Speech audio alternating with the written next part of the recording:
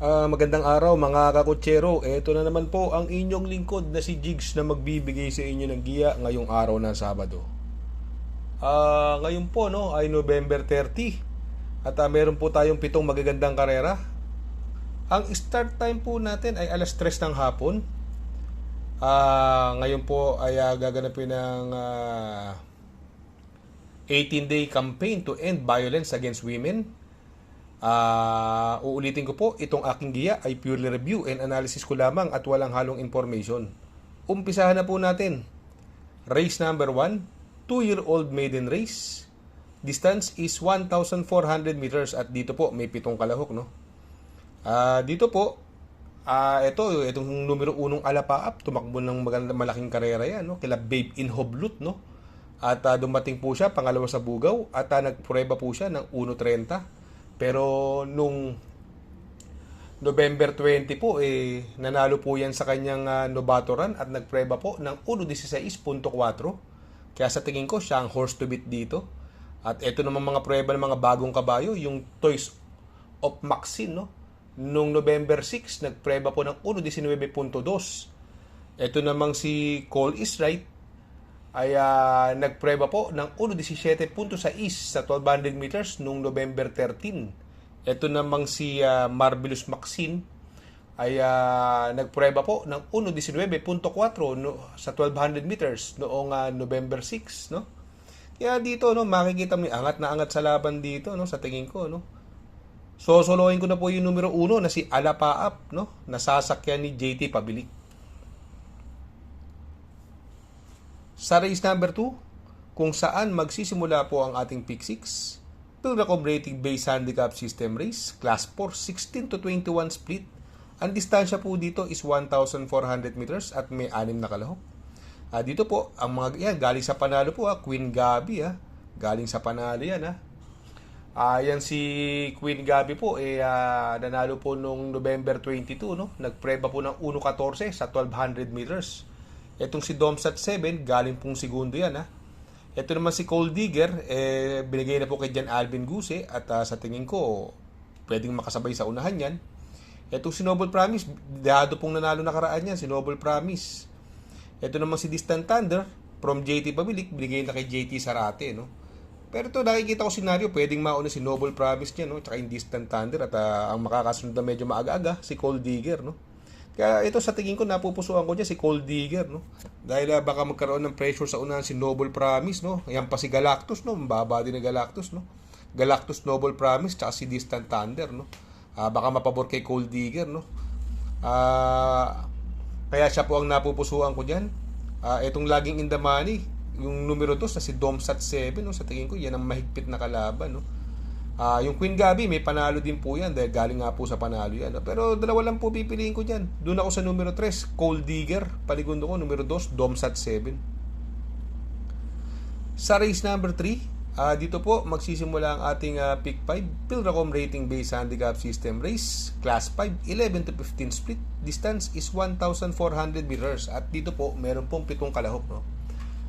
Dito po, no, ito si Bohemia, no, nagbabalik po nung nakaraan, tumakbo po yan, although hindi po siya nanalo ron, pero nung October 20, no, dihadong nanalo yan, no, nagpreba po ng 1.28.4 po yan sa 1,400 meters at siya ang nakikita ko may best time dyan, no, at sasakyan papatubayan pa rin dyan Alvin Guse, no.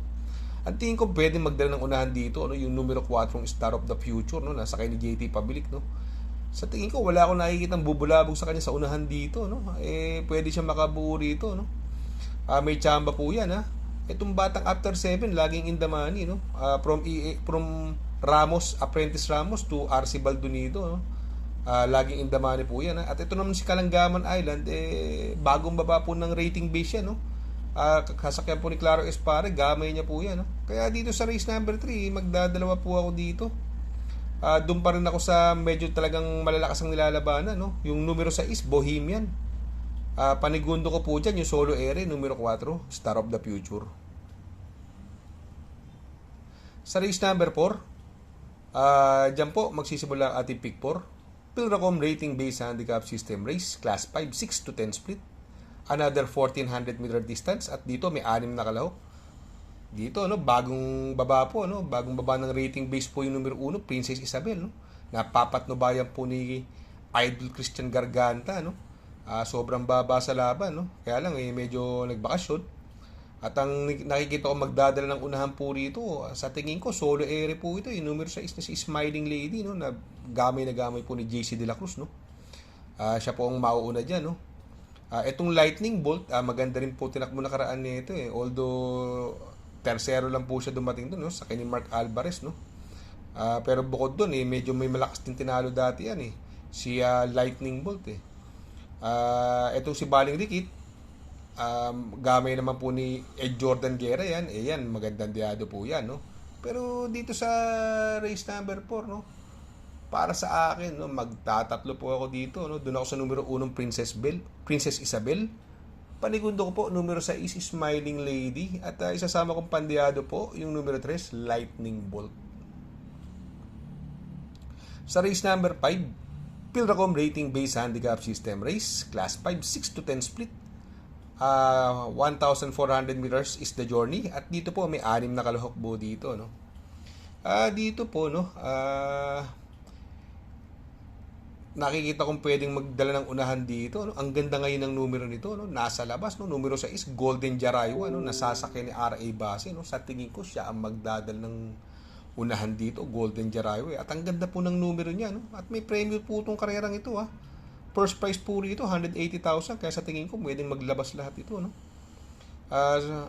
Ang mga pwedeng makalaban niya, no, yung Smarty Jazz, Jersey Crown, Manila Boy at Ang Bigote, no.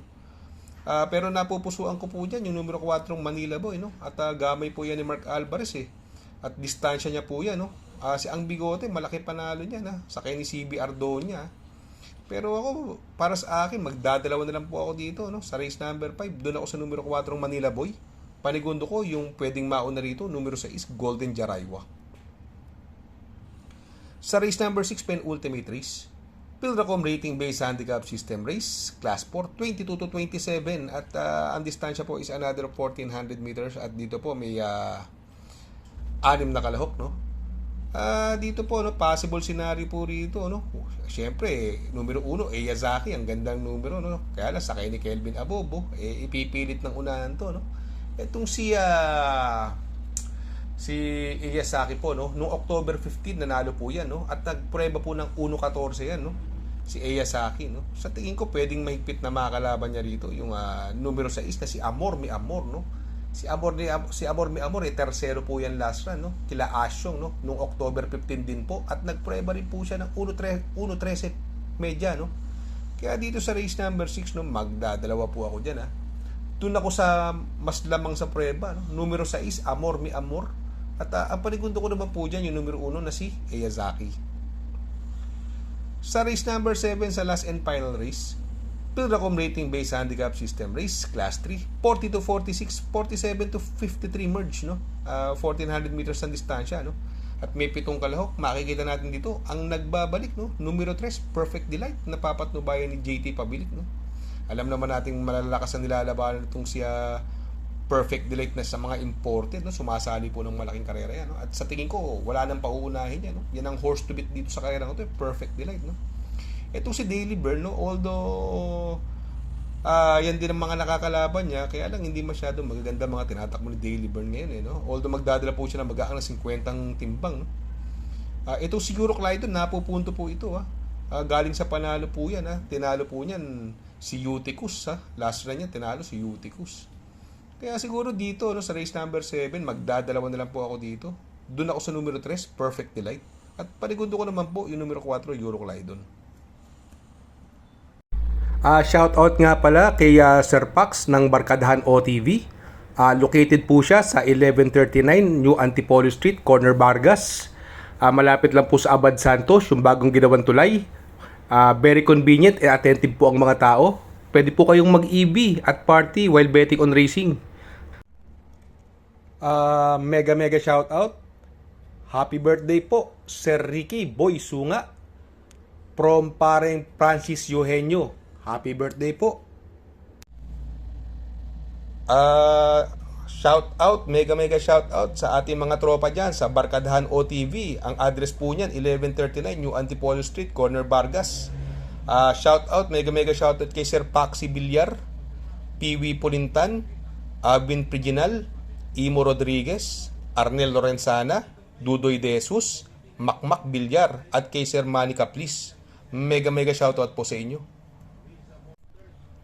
Good luck mga kakutsero. Sana po matapat ang ating giya at yung mga nakasunod. Sana po ay magsitama po kayo. Ako yung makikiusap lamang at makikisuyo sa inyo na please like, share, subscribe, and hit the notification bell para update kayo sa aking mga giya. Good luck po and happy racing.